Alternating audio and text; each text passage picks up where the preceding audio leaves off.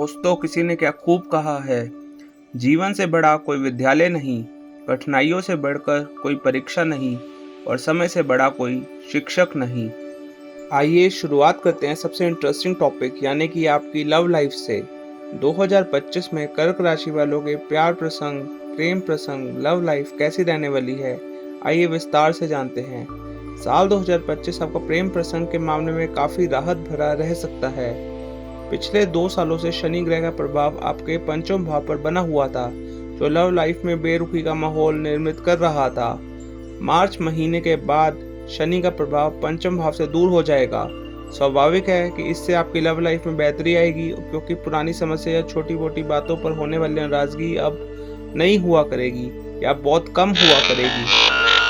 हालांकि बृहस्पति का गोचर मई महीने के मध्य तक अनुकूल बना हुआ है, अतः इसके पहले का समय नए नए युवा हो रहे लोगों को लव पार्टनर या मित्र बनाने में मददगार बनेगा। यानी कि अगर आप अभी सिंगल हैं और नई रिलेशनशिप शुरू करना चाहते हैं तो 2025 में नक्षत्र आपके बहुत मददगार साबित होंगे नई रिलेशनशिप शुरू करने के लिए। आप आराम से किसी भी पोटेंशियल पार्टनर के साथ लव रिलेशनशिप शुरू कर सकते हैं। मई महीने के मध्य के बाद लंबे समय तक पंचम भाव पर ना तो नकारात्मक प्रभाव रहेगा और ना ही सकारात्मक प्रभाव रहेगा। ऐसे में मामला शुक्र और मंगल के हाथों में आ जाएगा। जहां मंगल आपको मिले जुले तो वहीं शुक्र का अधिकांश समय अनुकूल परिणाम देता रहेगा। इस अवधि में भी आप लव लाइफ का अच्छा आनंद ले सकेंगे। कहने का मीनिंग ये है कि लव लाइफ के मामले में साल 2025 आपका बहुत अच्छा रह सकता है, तुलनात्मक रूप से काफ़ी अच्छा रह सकता है। पुरानी परेशानियों को दूर होने के साथ ही राहत की सांस भी ले सकेंगे आप। नए सिरे से संबंधों के डेवलप होने के भी योग बन रहे हैं। अगर आपका कोई पोटेंशियल पार्टनर है, क्रश है, तो उनसे बात कीजिए, अपनी बातचीत को आगे बढ़ाइए, क्योंकि 2025 में आपकी रिलेशनशिप सेट हो सकती है, आपका लव अफेयर सेट हो सकता है। और अगर आप अपनी लव लाइफ को और बेटर करना चाहते हैं तो फ्राइडे के दिन एक वाइट कलर की कैंडल चला दीजिएगा, जिससे शुक्र महाराज आपकी लव लाइफ को और अच्छी तरह ब्लेस कर सके। और फ्राइडे के दिन ही संतोषी माता जी की आरती पढ़िएगा और फ्राइडे के दिन ही गरीब बच्चों में बिस्किट वगैरह दान कर दीजिएगा। इन 3 आसान से उपायों से आपकी लव लाइफ बहुत बेटर हो जाएगी। अगर आपकी वैवाहिक जीवन की बात करें तो यदि आपकी उम्र विवाह की हो चुकी है और आप विवाह करने के लिए प्रयास भी कर रहे हैं तो साल 2025 के शुरुआती हिस्सा इस मामले में आपके लिए मददगार बन सकता है। साल के शुरुआत के समय से ही लेकर मई महीने के मध्य तक बृहस्पति आपके लाभ भाव में होकर आपके पंचम भाव तथा आपके सप्तम भाव को देखेंगे, जो विवाह करवाने में मददगार रहेंगे। विशेषकर जिनकी कुंडली में प्रेम विवाह के योग हैं और जो लोग पूरे दिल से प्रेम विवाह करने की कोशिश में हैं, उनकी मनोकामना इस वर्ष पूर्ण हो सकती है। विशेषकर मई मध्य के पहले कोई सकारात्मक राह खुल सकती है। बाद का समय विवाह के संबंधित मामलों के लिए बहुत ज़्यादा मददगार साबित नहीं होगा। अगर आप शादीशुदा हैं और आपके वैवाहिक संबंधों की बात की जाए तो इस मामले में साल मिले जुले परिणाम दे सकता है। यद्यपि इस वर्ष वैवाहिक मामले में किसी बड़ी समस्या के योग नहीं है। सामान्य तौर पर वैवाहिक जीवन अच्छा रहेगा, लेकिन कंपेयर करें तो साल का पहला हिस्सा तुलनात्मक रूप से ज़्यादा अच्छा रह सकता है। आपका अपने जीवन साथी के साथ मनमुटाव लगा रहेगा, कभी नाराजगी तो कभी प्यार। अगर आपके पारिवारिक व गृहस्थ जीवन की बात करें तो पारिवारिक मामलों में इस वर्ष सावधानी पूर्वक निर्वाह करने की आवश्यकता रहेगी आपको, क्योंकि साल की शुरुआत से लेकर मार्च के महीने तक शनि ग्रह का प्रभाव दूसरे भाव पर रहेगा, जो परिजनों के साथ संबंधों को कमजोरी देने का काम कर सकता है। आपकी बातचीत का तरीका भी थोड़ा सा कड़क रह सकता है, इसका प्रभाव भी संबंधों पर पड़ सकता है। वही मार्च के बाद शनि का प्रभाव दूसरे भाव में समाप्त हो जाएगा, अतः पारिवारिक संबंधों में बेहतरी देखने को मिलेगी। लेकिन मई मध्य के बाद राहु केतु का प्रभाव दूसरे भाव पर शुरू हो जाएगा, अतः कुछ पारिवारिक सदस्य गलतफहमी में आकर एक दूसरे से दूरी बनाकर रखने की कोशिश कर सकते हैं। फिर भी तुलना करें तो पिछली समस्याओं के दूर होने से आप भी राहत की सांस ले सकेंगे। यदि आप आपसी गलतफहमियों से बचेंगे तो नए सिरे से कोई पारिवारिक समस्या नहीं आएगी। गृहस्थ जीवन से संबंधित मामलों में भी इस वर्ष सामान्य तौर पर अनुकूल परिणाम मिलने चाहिए आपको। आप घर गृहस्थी को सुधारने, संवारने और बेहतर करने की कोशिश करके अच्छे परिणाम प्राप्त कर सकेंगे। भूमि और भवन से संबंधित मामलों में यह साल सामान्य तौर पर अनुकूल रह सकता है। इस मामले में किसी बड़ी समस्या की योग नजर नहीं आ रहे। स्वाभाविक है कि ऐसी स्थिति में आप अपनी मेहनत, आप अपने कर्म के अनुसार अच्छे परिणाम प्राप्त कर सकेंगे। यदि आप अपने जन्म स्थान से दूर कहीं कोई जमीन लेना चाह रहे हैं तो, या फिर घर लेना चाह रहे हैं तो, घर का निर्माण करना भी चाह रहे हैं तो मई मध्य के बाद का समय भी आपको अच्छे परिणाम दे सकेगा, क्योंकि बृहस्पति पंचम दृष्टि से आपके चतुर्थ भाव को देखेंगे। कर्क राशि के जातकों के लिए मई मध्य के पहले का समय वाहन या फिर भूमि खरीदने के लिए ज्यादा अच्छा माना जाएगा। जन्म स्थान से दूर भूमि भवन की प्राप्ति की कोशिश कर रहे लोगों को बाद में भी अच्छे परिणाम मिल सकेंगे। वहीं वाहन से संबंधित मामलों की बात की जाए तो इस मामले में साल अनुकूल परिणाम देता रहेगा। यदि आप नए सिरे से कोई वाहन खरीदना चाह रहे हैं और उसके लिए प्रैक्टिकल कोशिश कर रहे हैं तो बहुत संभव है कि आप वाहन खरीद सकेंगे और वाहन सुख का आनंद ले सकेंगे, चाहे वह कोई बड़ी गाड़ी हो, चाहे वह कोई स्कूटी हो, बाइक हो या फिर कोई ट्रैक्टर ही क्यों ना हो। व्यापार व्यवसाय से संबंधित मामलों में भी यह साल तुलनात्मक रूप से बेहतर परिणाम दे सकता है, अर्थात पिछले साल की तुलना में यह साल आपको ज्यादा अच्छे परिणाम दे सकता है। लेकिन फिर भी व्यापार व्यवसाय के मामलों में जल्दबाजी के निर्णय या लापरवाही भरे निर्णय उचित नहीं रहेंगे। साल की शुरुआत से लेकर मार्च के महीने तक शनि का गोचर 8वें भाव में रहेगा, जो तीसरी दृष्टि से आपके दशम भाव को देखेगा। फलस्वरूप कार्य व्यापार में कुछ कठिनाइयां या परेशानियां देखने को मिल सकती हैं, लेकिन मार्च के बाद शनि अपनी नकारात्मकता समेट लेंगे। हालांकि शनि तब भी व्यापार व्यवसाय में कोई बहुत ज़्यादा मदद नहीं करेंगे, लेकिन कोई मुश्किल भी नहीं डालेंगे। फलस्वरूप आप कठिन मेहनत करके अपने व्यापार व्यवसाय को सही दिशा दे सकेंगे। मई महीने के मध्य तक का समय व्यापार व्यवसाय के मामले में आपके लिए ज़्यादा मददगार रहेगा। इसके बाद का समय उन लोगों के लिए अच्छा बना रहेगा जिनका काम भाग दौड़ का है, जिनका काम दूर दूर से वस्तुएं लाकर क्रम विक्रय करने का है, अथवा विदेशी वस्तुओं के आयात निर्यात से जुड़े लोग भी अपने व्यापार व्यवसाय में अच्छा कर सकेंगे। अन्य लोग भी अच्छा कर सकेंगे, लेकिन उन्हें तुलनात्मक रूप से अधिक मेहनत करने की आवश्यकता होगी। साल 2025 कर्क राशि वाले लोगों के लिए व्यापार व्यवसाय की तुलनात्मक रूप से बेहतर परिणाम देता हुआ प्रतीत हो रहा है। आइए अब नौकरी पेशा लोगों की बात करते हैं। नौकरी के दृष्टिकोण से यह साल तुलनात्मक रूप से काफी हद तक अनुकूल रह सकता है, अर्थात पिछले साल की चल रही परेशानियां इस वर्ष दूर होने लगेंगी।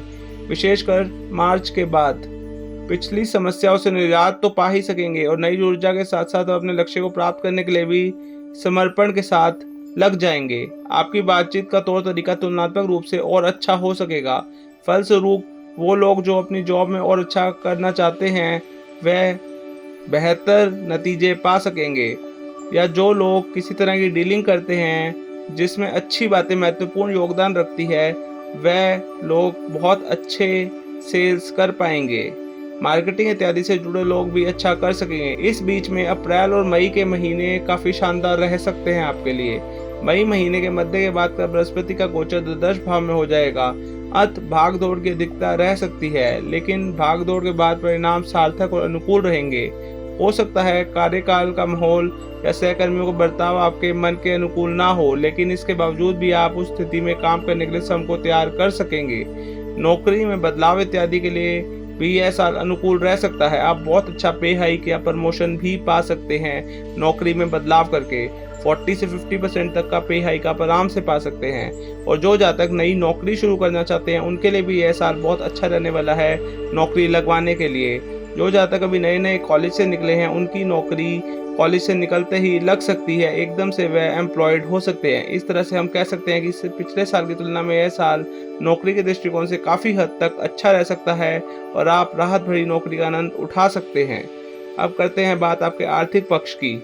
आर्थिक मामलों में साल 2025 तुलनात्मक रूप से बेहतर तो रह सकता है, लेकिन पूरी तरह से आर्थिक समस्याएं दूर नहीं होंगी। इस बात को ध्यान में रखिएगा कि आप अपने खर्चों पर थोड़ी सी लगाम कसकर रखें, ताकि आप थोड़ा सा धन संचय कर सकें मुश्किल समय के लिए। एक और जहां मार्च के महीने के बाद धन भाव में शनि का नकारात्मक प्रभाव दूर हो जाएगा, तो वहीं मई महीने के बाद दूसरे भाव में केतु का प्रभाव शुरू हो जाएगा। हालांकि तुलना करें तो यह स्थिति बेहतर ही कही जाएगी, अर्थात पिछले साल या पिछले सालों की तुलना में यह साल आर्थिक रूप से आपके लिए बेहतर होगा। फिर भी छोटी मोटी विसंगतियों कभी कभार आपको देखने को मिल सकती हैं। धन का कारक बृहस्पति साल की शुरुआत से लेकर मई महीने के मध्य तक आपके लाभ भाव में बना हुआ है, जो आपको आपकी मेहनत के अनुरूप अच्छा लाभ करवाने में संकेत दे रहे हैं। इस तरह से हम पाते हैं कि अप्रैल और मई मध्य तक का समय बहुत अच्छी आर्थिक उपलब्धियां दे सकता है।